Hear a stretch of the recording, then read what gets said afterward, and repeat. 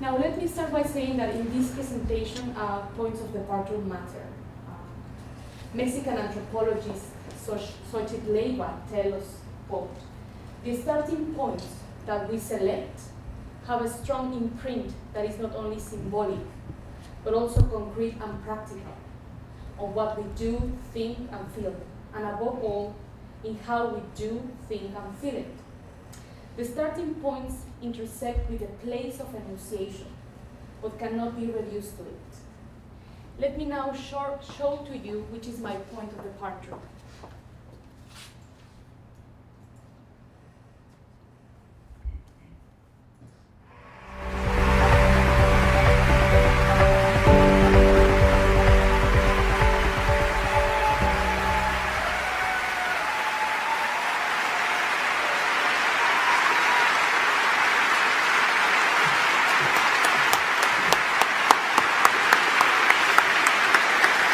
Gracias.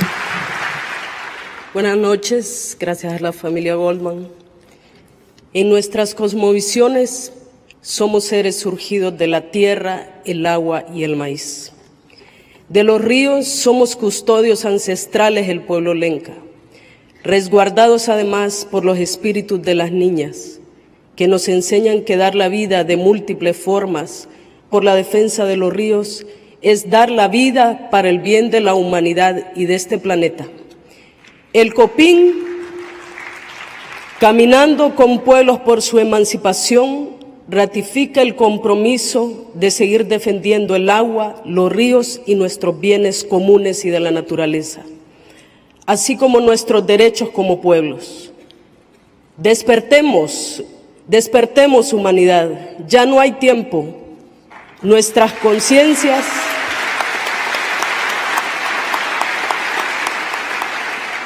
conciencias serán sacudidas por el hecho de estar solo contemplando la autodestrucción basada en la depredación capitalista, racista y patriarcal.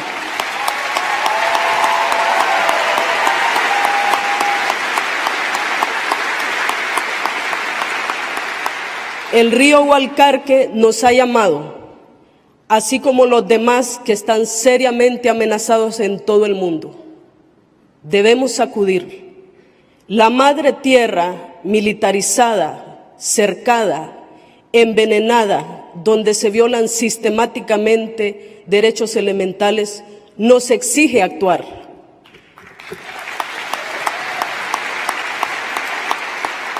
Construyamos entonces sociedades capaces de coexistir de manera justa, digna y por la vida. Juntémonos y sigamos con esperanza defendiendo y cuidando la sangre de la tierra y de sus espíritus. Dedico este premio a todas las rebeldías, a mi madre, al pueblo lenca, a Río Blanco, al Copín, a las y los mártires por la defensa de los bienes de la naturaleza. Muchas gracias.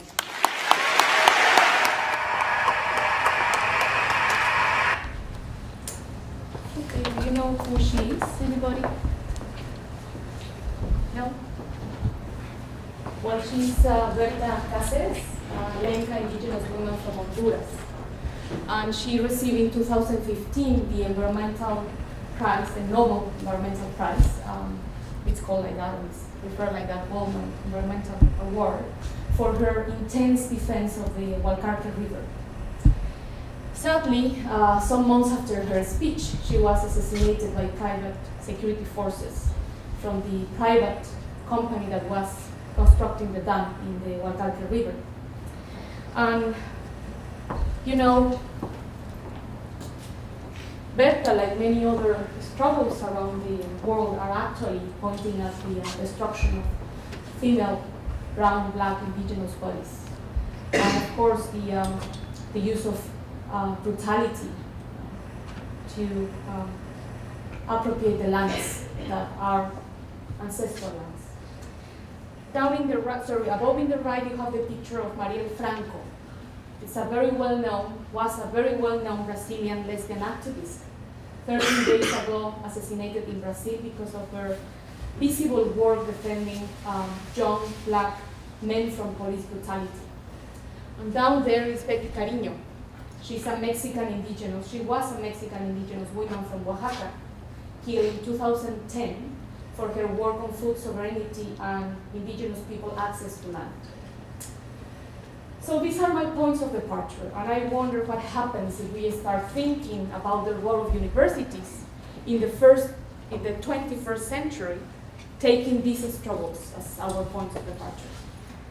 What happens if we think about our universities' future, not from an abstract realization, but from the pain of these losses and the powerful hope of Berta, Mirel, and Betty struggles.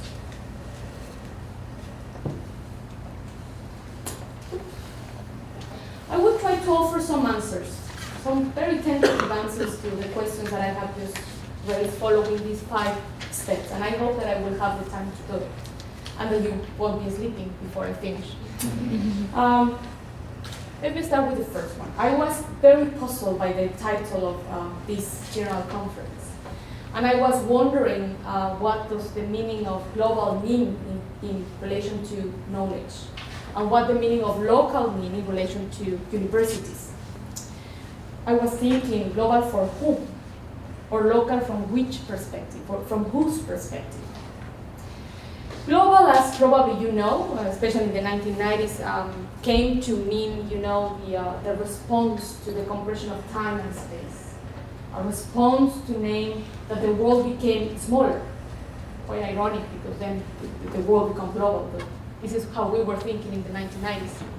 But global has always, not always, has also been referred as a novel condition, a supra-territorial condition, in which, you know, it's different from international relations, it's different from regions. It's something different, we were also told in the beginning of the 1990s. Something to make sense of it, an example of this supra-territorial novel condition associated with the notion of global is, for example, e-transferences, electronic money, bitcoins. Global has also been referred in terms of knowledges to, you know, as a synonym of universality, of the good idea or the best idea.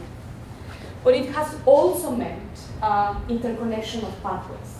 For example, the interconnected colonial legacies that we all share and are implicated in. And also interconnections of today and future prospects with climate change.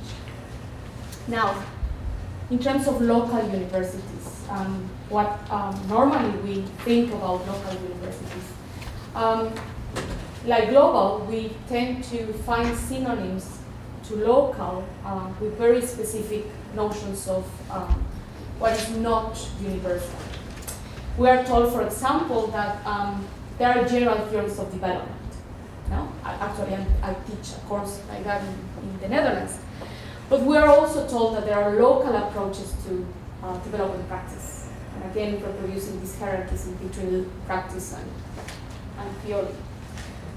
We are also told that local meant, for many people, what is place-based. Then it's not an abstract, but a situated location in a cultural and historical space of meaning, such as universities, local universities founded in former colonial metropolis, slave trade centers, or also via the appropriation of indigenous land. But local can also mean the embeddedness of universities in local communities. So there is not a unique understanding of the notions of global and local. And this, from my point of view, points at 2 specific issues. First one, the plurality of knowledges.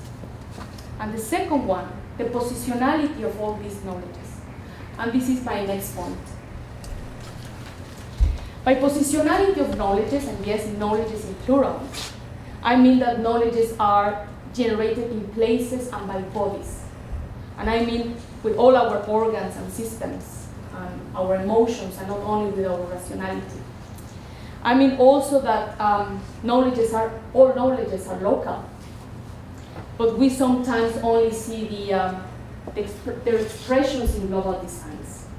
For example, the European Enlightenment with its local project of humanism that was co-constituted by the dehumanization of Black, brown, and indigenous bodies. We became to understand it as a universal, but it's actually a global design of a very local and provincial idea of what was supposed to be human. But we also have to be careful. When we say that all knowledges are local, we don't mean that these are better or pure, just that all knowledges have a specific historical and body political origin. In other words, is that all knowledges are generated in concrete places and ecologies by concrete bodies. It also means that all our knowledges are partial. This doesn't mean, and with this we have to be very careful, that everything goes. But it's to emphasize an awareness of the limits of each of our perspectives and knowledges. Scientific perspective, social science perspective, a community leader perspective. And I'm emphasizing all of this to encourage a critical awareness of the specific location or positionality from where we are sharing and co-creating knowledges. For one specific purpose, to avoid being complicit with the reproduction of abstract, historical, and disembodied ideas of knowledge. This, I believe, is crucial for the 21st century university. And it might sound too abstract, but basically means that we need to constantly examine the knowledge that we are generating in universities, asking knowledge for what? What kind of purposes our knowledges are servicing? But then I also wonder, and I hope that you are with me on this, why and when knowledges started to be understood global, and by whom? And I will offer you the colonial perspective to address this question. The colonial perspective is concerned with historical power inequalities that render certain knowledges as universally valid and some others as backward. As an example, this means that in some places, the so-called global north, this became science expertise of science, where places such as the so-called global north were considered and constructed and represented as sites of traditions and problems to be solved by the scientists of the so-called global north. This is the colonial divide in knowledge, or the coloniality of knowledge if you want to use that concept. From a decolonial perspective, we understand this colonial divide in knowledge as the product of modernity coloniality. Now, what is modernity? Probably all of you have gone through courses on sociology that talks about modernity as a time, as a form of thinking, probably as a civilization. From a decolonial perspective, modernity is the historical movement of power to name and represent reality and to appropriate worlds of meaning. For example, non-Europeans were named uncivilized in the colonial encounter. So power naming non-Europeans as non-civilized. And more recently, for example, some group of countries are named underdeveloped as they don't fit in the norms. Now, this is modernity, this move of power. But then what is coloniality? Coloniality is a movement of erasure of the plurality of knowledges and systems of knowing. And of course, the concealment of this erasure by projects such as development, democracy, and so on. And this erasure happens by discrediting certain ways of thinking and sensing the world as, beyond human rationality. One example will be the sacred relationship of Lenca people with the Hualcarque River. This immediately escapes our framework of rationality. So this is why the colonial thinkers express that there is no modernity without coloniality. This means that there is no humanism, the project of humanism without slavery. There is no modern development of some countries without the underdevelopment of many others. There are no modern rights such as the freedom of movement, without the restriction of movement of some people with the wrong passport. So to this day, this divide is shaping our knowledges, our ideas, our institutions, and our sensibilities, and also the way in which we make sense of ourselves. So in order to consider from which side of the colonial divide we are generating knowledge, decolonial thinking emphasizes the positionality of all knowledges, its geo-historical and body political location. So, where are we positioned in relation to the consumption of the life of others and the earth, in relation to the struggle of beta caceres? This divide in the colonial thinking is ontological, epistemic, and it's not a geographical divide. It's not us and them. It's not north and south. With this, I mean that it's basically about asking who and what we are and how we know. So why all of this is relevant for us students of global studies or actually students in universities? Well, there is a practical relevance. We're in a moment in which there is this understanding that apparently there are no modern solutions for our modern problems. Think, for example, about global warming. Think about, the way in which we are considering that it's possible to continue with our patterns of consumption if we just green a little bit capitalism. There is also another relevant aspect of asking these questions about knowledge, and it's the relevance of hope, which is not wishful thinking, but what emerges from actually looking into the alternatives that are already there, the struggles that are already there. And this brings me to my core topic of today. That is how the colonial legacies of universities across the world are under intense public scrutiny and debate.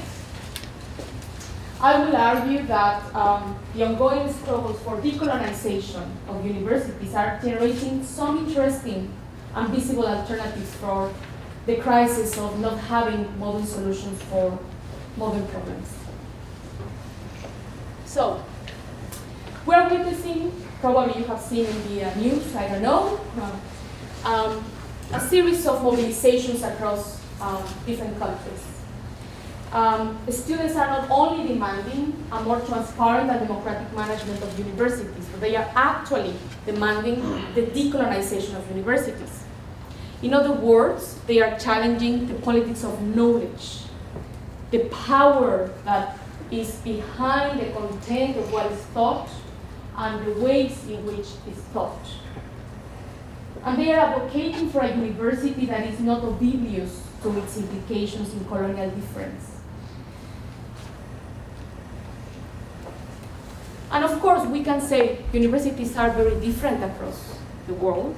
They have unique political contexts, historical formations entangling to colonialism, imperialism, national state formations. Of course, this is real.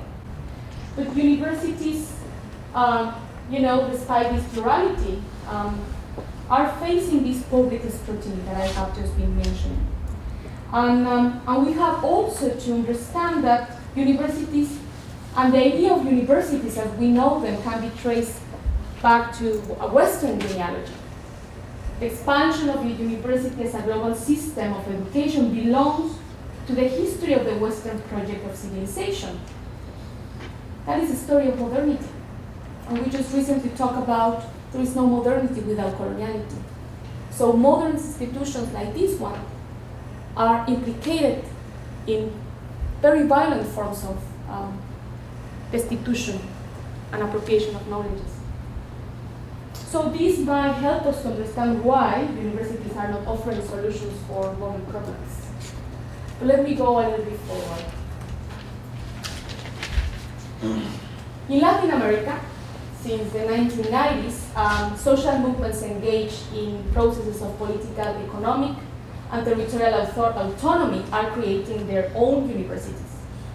This is an attempt not only to countering the state, but also it's a move against the corporatization and the privatization of universities there. So we have universities like the Indigenous University in Ecuador, the Social Movements University in Peru, the Landless Peasant Movement in Brazil, and the Universidad de la Tierra Land Universities in Chiapas and Oaxaca, Mexico. These are some experiences that offers very interesting examples of how to build epistemic autonomy.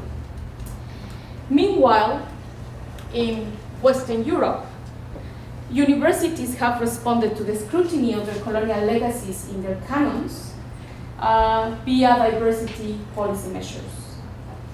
Yet, people of color who have benefited from these policies and from this education as an upward mobility mechanism is demanding a decolonized curriculum, a decolonized series of learning practices. Their initiatives are calling for the decolonization of learning and have connected concerns of poor, Black, indigenous students in Mexico, Brazil, or Tobago to brown, Black, Muslim, physically challenged trans students of color in Amsterdam, in the UK, in Spain, you mentioned. Other efforts pushing for the decolonization of learning at the university have included, of course, the decolonization of universities in Malaysia, probably you have heard about it. Of course, the Road Most Fall, that is the most visible one now, process in South Africa. Why my curriculum is white in the UK. And the students' mobilizations in the Netherlands, demanding no democratization without the decolonization of universities. But before going into this last example that I want to share today, let me just clarify how I'm understanding decolonization here, because it has meant very different things across time and places. We have an expert here on the history of decolonization. In the 1950s and 1960s, decolonization meant the end of colonial rule, no? And was, of course, associated to challenging imperialism. In contemporary North America, Tuck and Young very famously have warned us about the dangers of using decolonization as a metaphor for improving everything that we can improve in the schools and societies. Meanwhile, across Latin America, decolonization of disciplinary canons and research methodologies have had as political and ethical horizon indigenous and Afro-descendant autonomy and land restitution.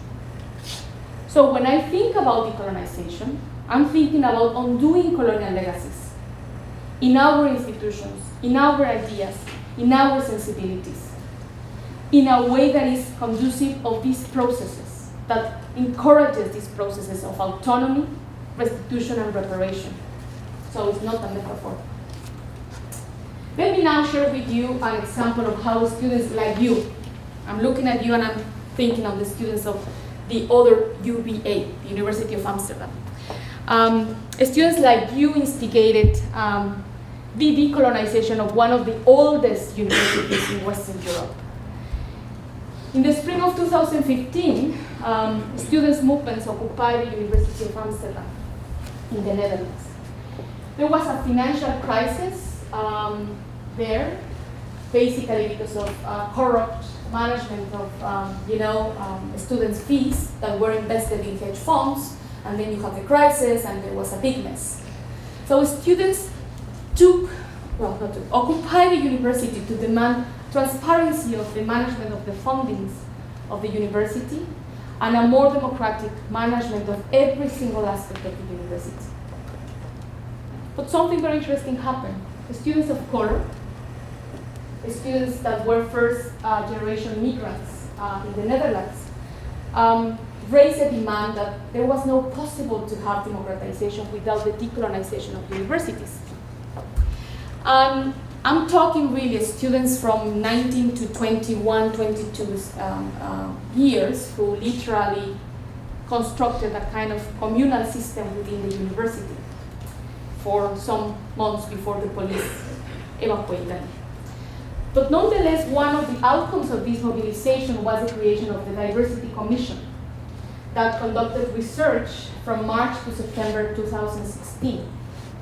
The Diversity Commission of the University of Amsterdam was chaired by Professor Gloria Becker, who is the most well-known black feminist women intellectual in the Netherlands, and one of the few black women in the Netherlands, black professor in the Netherlands. There are 4, as far as I can remember. She was one of those 4. I was appointed to this commission together with all the 3 members, Rolando Vázquez, Marike Slotman, and Hans Jansen, all of us involved in critical pedagogy and, of course, community work in different sectors of the Netherlands, different areas of the Netherlands. Our mandate, and this is very important, emerged from the students' mobilization. The representatives of the different collectives that occupy the university were the ones who dictated our mandate. And our mandate was very clear. We were there to investigate the state of demographic diversity, but also the state of knowledge diversity within the University of Amsterdam. This picture is very famous now there. So this is the title of our report, and this is one that is, you can actually search it in Google, and it's available on the internet. The title was Let's Do Diversity. And in a country like the Netherlands, that is considered an example of egalitarianism, of a progressive attitude to soft drugs, same-sex marriage, abortion, you name it. And it's also very well known for apparently being a post-racial society or a colorblind society. To speak about diversity, and more importantly, decolonization, was simply unthinkable 5 years ago. The students managed that and actually bring the possibility of speaking about these topics in the Netherlands. So, as a commission, we implemented a novel perspective that combined decolonial thinking and intersectionality. On one hand, decolonial thinking allows us to see how the dynamics of power differences, social exclusions, and discrimination along the axis of race, gender, geographical, and economic inequality in and by the university are connected to the ongoing legacies of colonial history in a city like Amsterdam, built by the business of slavery. On the other hand, intersectionality, let me see if this works, yes, as a feminist perspective, but also as a praxis of social action, allows to see why distinct positions, social positions, of individual students and staff determine how they experience the university. The experience of a modern colonial institution like universities was analyzed through an intersectional lens as well. For us, the question of diversity included but was not limited to the counting of demographics. So the Commission adopted a multi-level approach to diversity to study, yes, demographics, but also governance structures, emotions and life experiences, and the ways of teaching and learning. So we expand our mandate to incorporate all these dimensions of diversity. Now let me briefly share with you the findings of just one of the things, meanings of diversity. I led this team with a group of very young black female activists, and it was an amazing experience to be working with them. The theme meanings of diversity have as a main driving question, what are the meanings associated to diversity and the effects of these meanings in decision-making over what is incorporated or not in the curriculum. And we conducted this research, interviewing all the deans, all the people with the capacity to change curricula in the university. It was a lot of work, but it was very revealing. So what we found was very interesting, that there are in that university, there are two main meanings associated to diversity: gender and internationalization. When diversity is associated to gender, the notion of gender was limited to women, and the notion of women was limited to white, heterosexual women. When diversity is associated to internationalization, it was discursively represented by non-Dutch students, especially teachers refers my Chinese student. But on the other hand, non-white male able heterosexual bodies did count, but only in relation to diversity in numbers. In the Netherlands, it's forbidden by law to ask someone his or her ethnicity. Let's just think about the Second World War and all the registration of Jewish people there. So you cannot know. But the non-white male able heterosexual bodies do count informally. People see us. People count us. They acknowledge the presence of all these people. But these same bodies stop to count when questions about who is or is not included in the canon of a discipline were asked.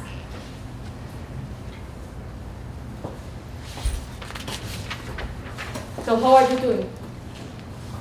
Okay, for a Thursday night? So now let me just briefly tell you about the main recommendations.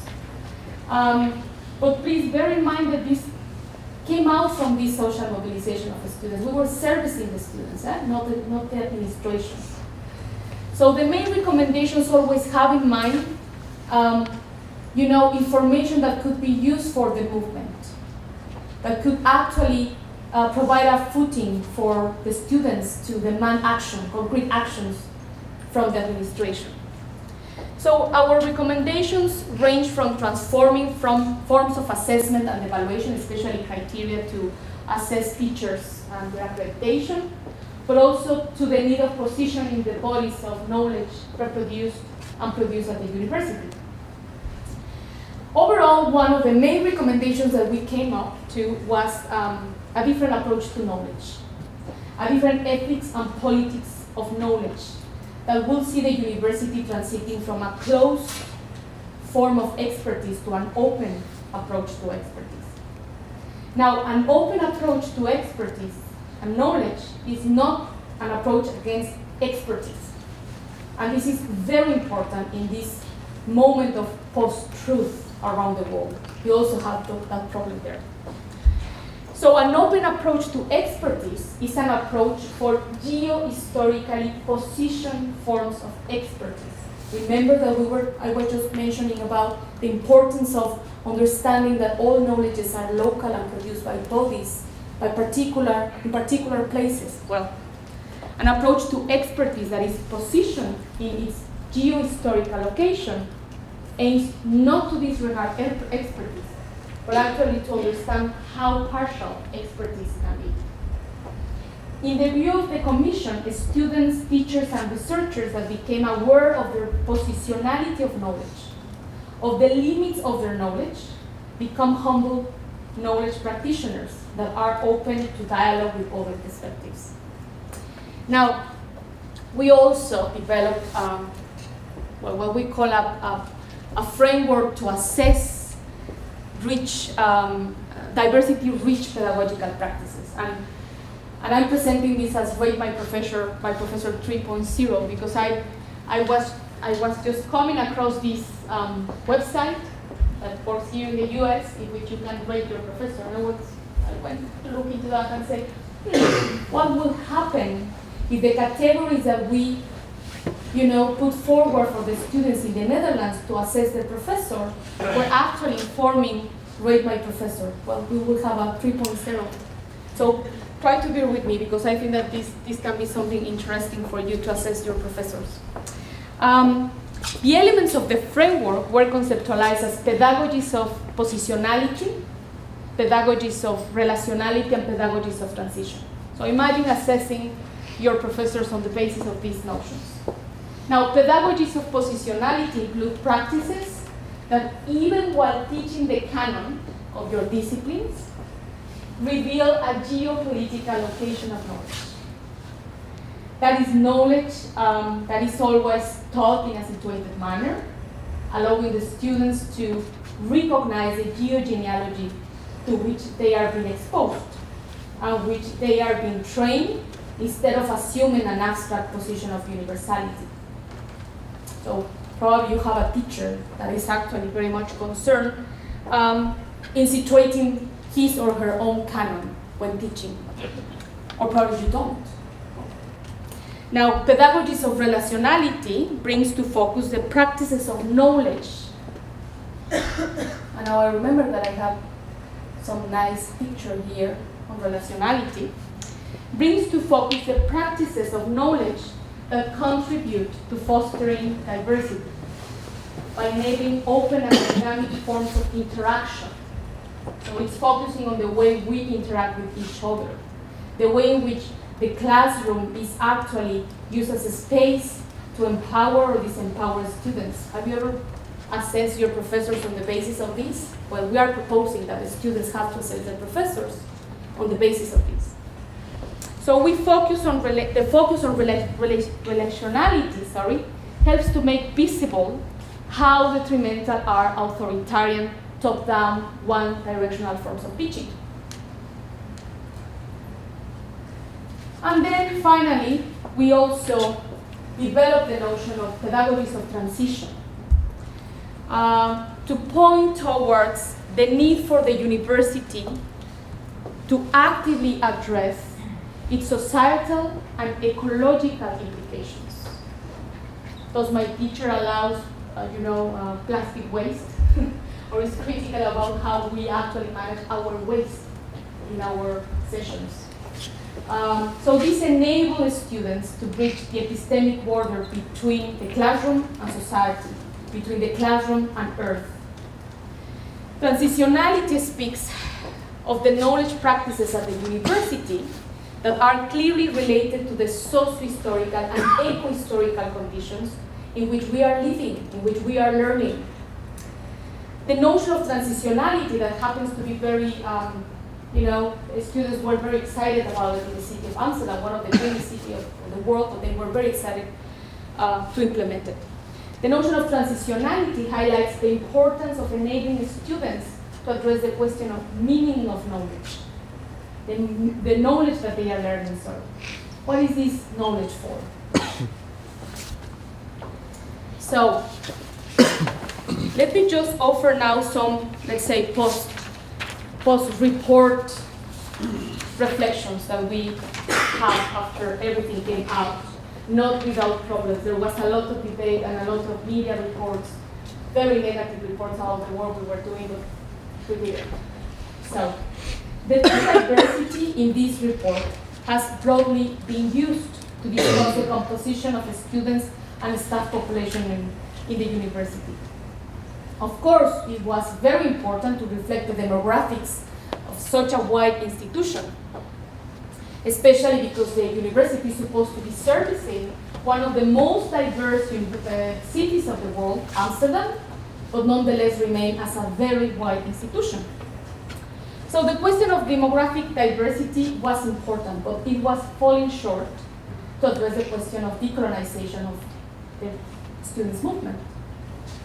In order to address the demands raised by University of Amsterdam students, the Commission has to re-signify the notion of diversity. The decolonization of the university is not just about who is at the university, but also about the what and the how the university generates knowledge, their knowledge practices. In other words, we extended the question of diversity to assess the epistemic practices at the university. And more specifically, we look at to what extent knowledge practices led towards the reduction or the fostering of difference. Translating the question of difference in terms of knowledge practices that reduce or foster difference gave us the possibility to address the need to transform the politics of knowledge at the university that is so central to decolonization. So by doing this, we were able to establish a framework through which it became possible to show the need for the decolonization of university that coincides with the need of overcoming monocultural approaches to knowledge. In other words, there is no decolonization of universities without epistemic decolonization. Now, why across the global North-South divide? Well, basically because around the world there are efforts within and outside academia to decolonize universities. People is crossing borders, especially women. There is a strong women leadership. Crossing global north-south divide borders, let's put it in those terms. For example, in the margins of the academia, you can find coalitions of women of color that are emerging across Latin America and the Caribbean and Western Europe to create alternative online curricula on disciplines just as politics, gender, medicine. Within the academia, the Diversity Commission already performed a decolonizing move that crossed all the kind of borders, especially in the configuration of its methodological and theoretical framework. And let me be very clear about that. The conjunction of intersectionality and decoloniality brought together the tradition of Black feminism and of the Latin American Modernity Coloniality Network to evaluate one of the oldest universities in Western Europe. It was the first time that a university from a former colonial power was assessed from and with perspectives and methodologies from across the global south, from across the colonial difference, from outside the normative perspectives of Western thought. So we also cross borders epistemically. So final words. The movements to decolonize the university are fighting what Portuguese sociologist Boaventura Sousa Santos called the arrogant ignorance that is produced by a system of knowledge that is Eurocentric, heteronormative, and anthropocentric in kind. It is an arrogant ignorance because it is an epistemology that is at one and at the same time pretending to be wide-ranging, universal, objective, while remaining oblivious of the epistemic diversity of the world. The university, as we know it today, is being confronted with the need to overcome this ignorance, this arrogant ignorance, and acknowledge the geopolitical location of its knowledge practices. So, can the university contribute to the possibility of an ethical life? I was raising this question in the morning in the conference. Of an ethical life in a world that is deeply divided between those who consume and those who are consumed, including the life of others and Earth, like in the case of Berta Cáceres. Can university communities around the world understand how they are implicated in the construction of the modern colonial divide, in the production and reproduction of global epistemic inequality, in transforming into silence the radical plurality of the world? It is my impression that the university is facing the challenge to listen to the marginalized voices and to undo the epistemic abyssum that keeps drawing worlds apart along the colonial divide. So decolonizing the university is a necessary step for the university to become a social actor, engage with processes of environmental and social justice, engage with the formation of people that is aware of their position in a very divided world. The transformation of the university that is being led by students, movements, is, from my point of view, nurturing a university for an open and plural society, for hosting the struggles of people like Berta, like Mirel, like Betty. And if there is time, I don't know, I would like to share with you the gift of poetry, but I don't know if we still have time. It's only 4 minutes.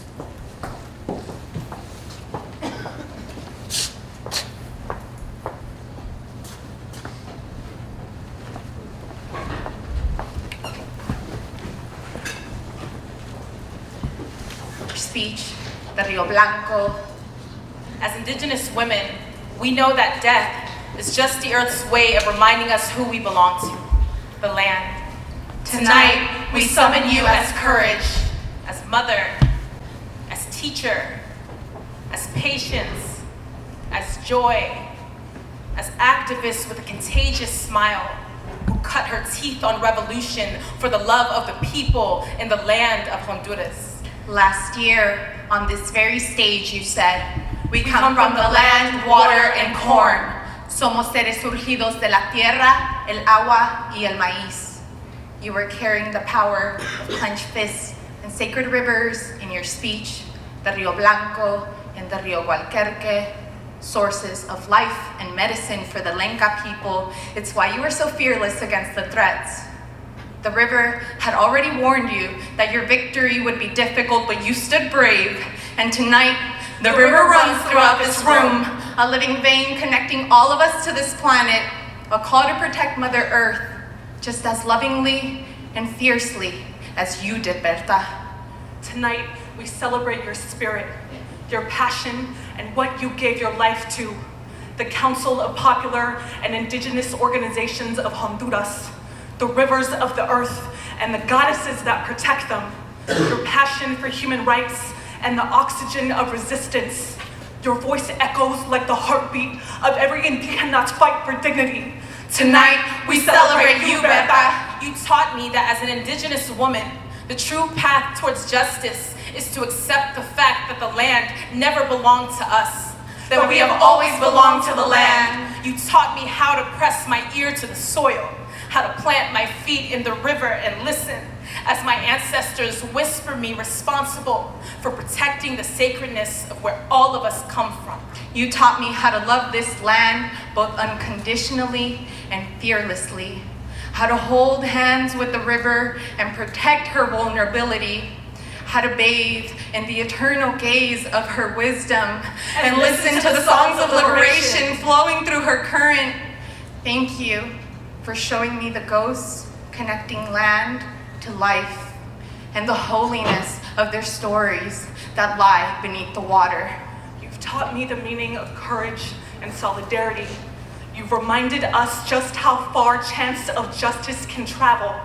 Since you've joined the spirit world, thousands have converged in Tegucigalpa demanding truth. 10 buses of Indigenous and Black Hondurans were stopped en route to the capital. Many walked by foot when forced to leave the buses. From San Francisco to DC, a call to action was summoned in your honor. In New York City, hundreds of women gathered, chanting, "Berta didn't die, she multiplied." Berta, it was you who said, Let us come together and move forward with hope. to defend and care for the earth and its spirits. We will look for you in the villages of stars every night. We will listen for your voice like a whispering wind and hear your laughter in every crashing wave. We will stand for justice and feel our feet planted in every ounce of soil that we have always belonged to. knowing that we are safe. Knowing that when you return to us, We will become millions. Berta, we will always carry you with us. Your resistance, your vision will continue to be passed on in every sacred drop of water that surrounds us.